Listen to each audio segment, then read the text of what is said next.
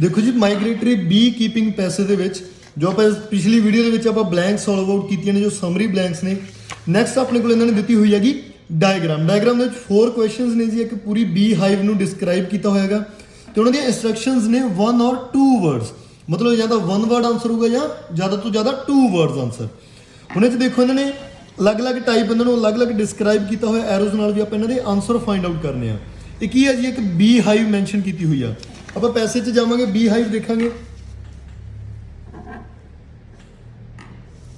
ਇੱਥੋਂ ਦੇਖੋ, ਇਨ their new location the bee keeper will pay the farmer to allow his bees to feed in such places as orange groves. The honey produced here is fragrant and sweet and can be sold by the beekeepers. To encourage the bees to produce as much honey as possible during this period, the beekeeper open the hives. Beehive ਦੀ ਗੱਲ ਹੋ ਗਈ ਜੀ, ਇਧਰੋਂ ਨੇ beehive ਦੱਸਿਆ ਹੋਇਆ, ਤਾਂ ਉਹ ਹਾਈਵ ਨੂੰ ਓਪਨ ਕਰ ਦੇਣਗੇ। And stack extra boxes called supers on top, ਵੀ ਟੌਪ ਦੇ ਉੱਪਰ ਕੋਈ ਬਾਕਸਿਸ ਨਹੀਂ ਜਿਨ੍ਹਾਂ ਨੂੰ ਸੁਪਰਸ ਕਿਹਾ ਜਾਂਦਾ।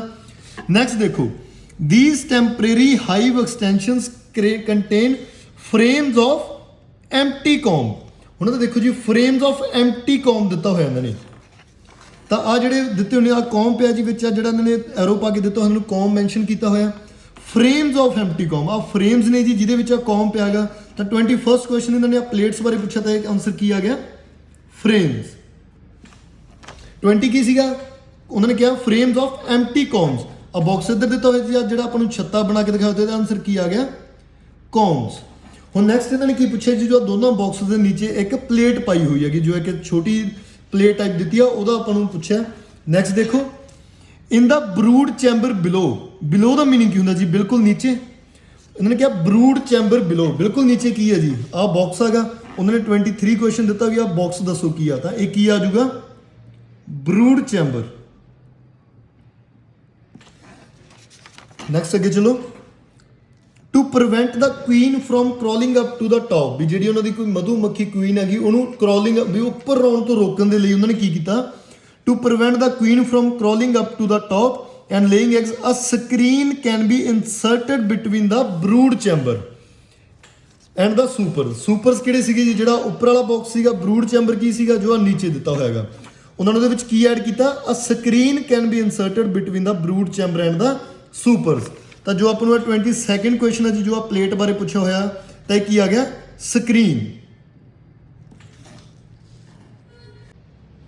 देखो नेक्स्ट क्वेश्चन है 24 to 27 क्वेश्चन है yes no and not given. जो ਆਪਾਂ ਨੂੰ ਇਹਨਾਂ ਨੂੰ ਪੈਸੇ ਦੇ ਵਿੱਚ ਫਾਈਂਡ ਆਊਟ ਕਰਨ ਦਾ ਵੇ ਕੀ ਆ, ਕੁਐਸਚਨ ਪੜੋ ਜੀ, ਉਹਨੂੰ ਚੰਗੀ ਤਰ੍ਹਾਂ ਸਮਝੋ, ਉਹਦੇ ਜਿਹੜੇ ਕੀਵਰਡਸ ਨੇ ਉਹਨਾਂ ਨੂੰ ਅੰਡਰਲਾਈਨ ਕਰੋ, ਦੈਨ ਪੈਸੇ ਦੇ ਵਿੱਚੋਂ ਲੱਭੋ। ਜੋ ਇਨਫੋਰਮੇਸ਼ਨ ਰੈਲੇਵੈਂਟ ਆ ਬਿਲਕੁਲ ਐਜ਼ ਇਟ ਇਜ਼ ਪੈਸੇ ਦੇ ਵਿੱਚ ਪਈ ਹੈ ਦੈਨ ਟਰੂ। ਜੋ ਇਨਫੋਰਮੇਸ਼ਨ ਥੋੜੀ ਜਿਹੀ ਕੰਟਰਾਡਿਕਟ ਕਰਕੇ ਲਿਖੀ ਹੋਈ ਆ ਦੈਨ ਉਹਨੂੰ ਆਪਾਂ ਲਗਾਵਾਂਗੇ ਨੋ। ਜਿਹੜਾ ਨੋਟ ਗਿਵਨ ਆ ਜੀ, ਬਹੁਤ ਬੱਚੇ ਕਨਫਿਊਜ਼ ਹੁੰਦੇ ਨੇ ਕਿ ਨੋਟ ਗਿਵਨ ਤੇ ਨੋ ਦੇ ਵਿੱਚ।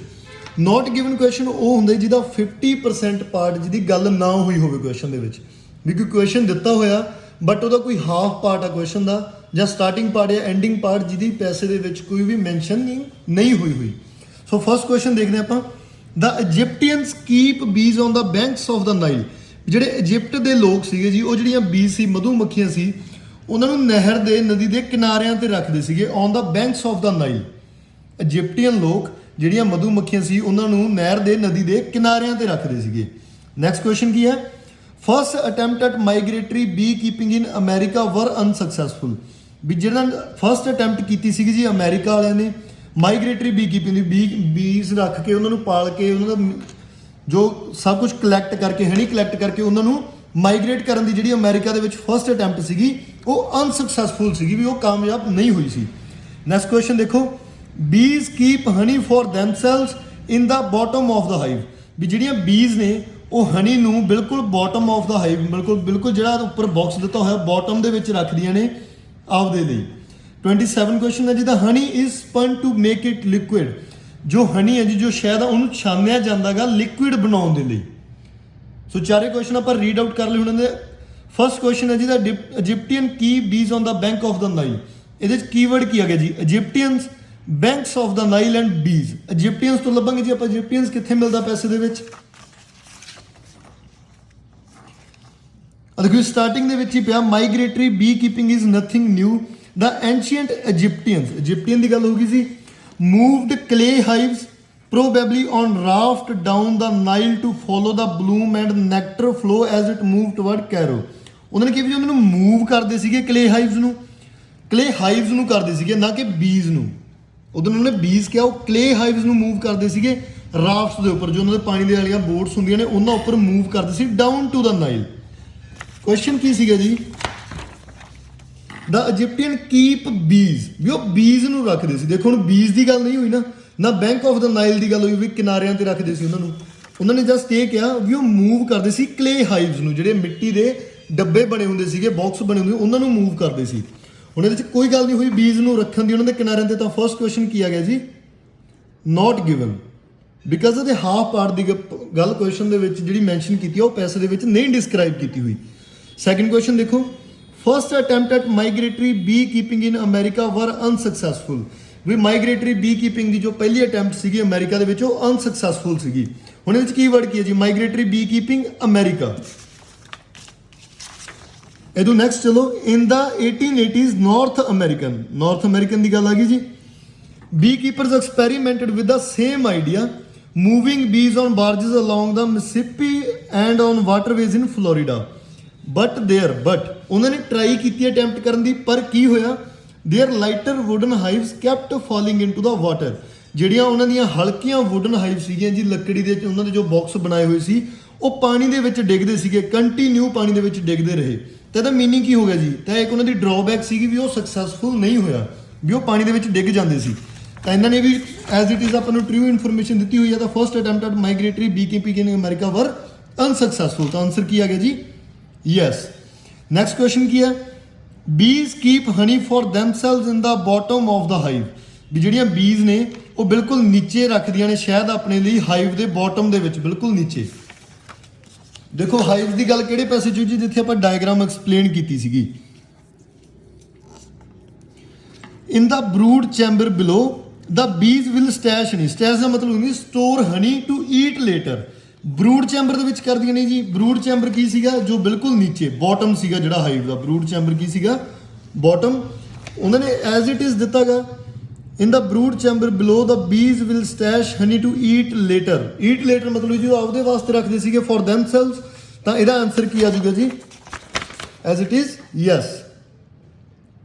ਨੈਕਸਟ ਕੁਐਸਚਨ ਦੇਖੋ ਜੀ, the honey is spun to make it liquid. ਉਹਨੂੰ ਛਾਨਿਆ ਜਾਂਦਾ ਸੀਗਾ ਲਿਕੁਇਡ ਫਾਰਮ ਦੇ ਵਿੱਚ ਕਰਨ ਦੇ ਲਈ। ਹੁਣ ਹਨੀ ਕਲੈਕਟਿੰਗ ਦੀ ਗੱਲ ਹੋਈ ਸੀ ਜਿੱਥੇ ਆਪਾਂ ਬਲੇਡਸ ਵਾਲਾ ਪੈਸੇ ਪੜ੍ਹ ਕੇ ਗਏ ਹਾਂ। ਇੱਥੇ ਦੇਖੋ, a switch is flipped and the frames begin to whirl at 300 revolution per minute. Centrifugal force throws the honey out of the comb. Finally ਜਦੋਂ ਕੌਮ ਦੇ ਵਿੱਚੋਂ ਬਾਹਰ ਆ ਜਾਂਦਾ ਸੀ honey, the honey is poured into barrels for shipment.